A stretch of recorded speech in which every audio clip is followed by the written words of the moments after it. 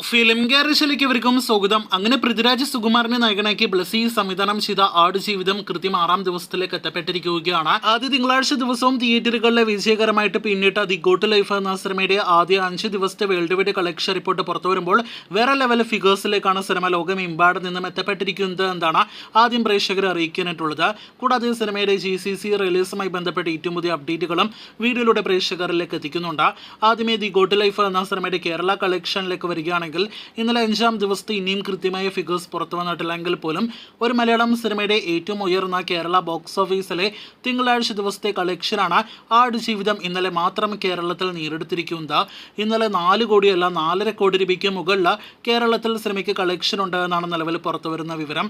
അങ്ങനെ 28 കോടിയോളം രൂപ കേരളത്തിൽ നിന്നും 5 ദിവസങ്ങൾ കൊണ്ട് നേടിയെടുത്ത ദി ഗോട്ട് ലൈഫ് എന്ന സിനിമയ്ക്ക് ലോകമെമ്പാട് നിന്നും 75 കോടി രൂപയ്ക്ക് മുകളിൽ ഗ്രോസ് കളക്ഷൻ വന്നിരിക്കുന്നു എന്നാണ് പ്രേക്ഷകർ ഇപ്പോൾ അറിയിക്കാനായിട്ടുള്ളത്. ആദ്യ 4 ദിവസങ്ങൾ കൊണ്ട് 64 കോടി രൂപയ്ക്ക് മുകളിൽ കളക്ഷൻ നേടിയെടുത്ത സിനിമ ഇന്നലെ മാത്രം 10 കോടിയല്ല 11 കോടിയാണ് വേൾഡ് വൈഡ് കളക്ഷൻ നേടിയെടുത്തിരിക്കുന്നത്. ഇത് ആദ്യമായിട്ടാണ് ഒരു മലയാളം സിനിമ വർക്കിംഗ് ദിവസത്തിൽ അതിലുപരി തിങ്കളാഴ്ച ദിവസം 10 കോടി രൂപയ്ക്ക് മുകളിൽ വേൾഡ് വൈഡ് കളക്ഷൻ കടക്കുന്നത്. അങ്ങനെ മലയാളം സിനിമയുടെ പേരിൽ പുതിയൊരു റെക്കോർഡ് കൂടി ദി ഗോട്ട് ലൈഫ് നേടിയെടുത്തിരിക്കുകയാണ്.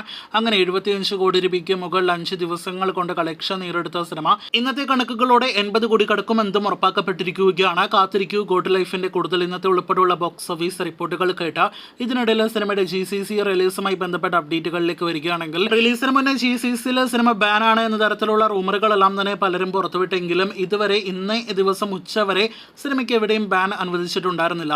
എന്നാൽ ഇപ്പോഴത്തെ ഇന്ന് ആദ്യമായിട്ട് GCCയിൽ ഒരു രാജ്യത്ത് സിനിമ ബാനാക്കിയിരിക്കുകയാണ്. അത് ഖത്തറിലാണ് എന്നാണ് ഇപ്പോൾ പ്രേക്ഷകരെ അറിയിക്കാനായിട്ടുള്ളത്. സിനിമയ്ക്കുള്ളിലെ കണ്ടന്റ് തന്നെയായിരിക്കും അതിന്റെ കാരണം എന്ന കാര്യത്തിൽ സംശയമൊന്നും തന്നെ വേണ്ട. അപ്പോൾ ഖത്തറിൽ ആടുജീവിതം എന്ന സിനിമയ്ക്ക് ബാനാണ്.